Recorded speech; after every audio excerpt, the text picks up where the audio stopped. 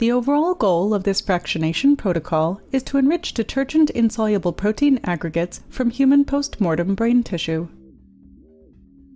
So this method can help answer key questions in the field of neurodegeneration, such as the identification and characterization of misfolded protein aggregates in disease. The main advantage of this technique is the facile enrichment and isolation of detergent-insoluble protein aggregates from brain tissue within a short time frame. Demonstrating this procedure will be Tram, Nguyen, a technician from my laboratory.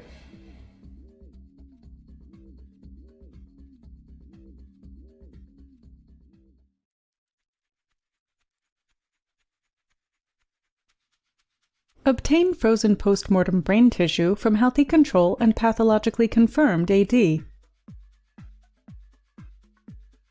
Use forceps and a razor blade to excise approximately 250 mg portions of gray matter from each tissue sample.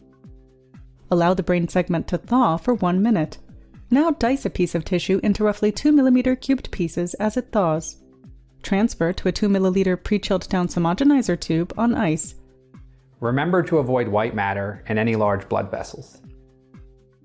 Work quickly and place the tissue on tiered disposable weigh boats. Take care to prevent the tissue from thawing by frequently placing the weighing boat with brain tissue into polystyrene containers with dry ice.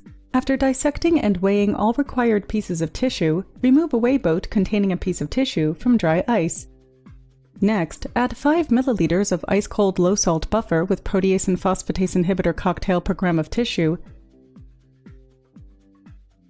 and homogenize on ice using approximately 10 strokes of high-clearance pestle A and 15 strokes of low-clearance pestle B.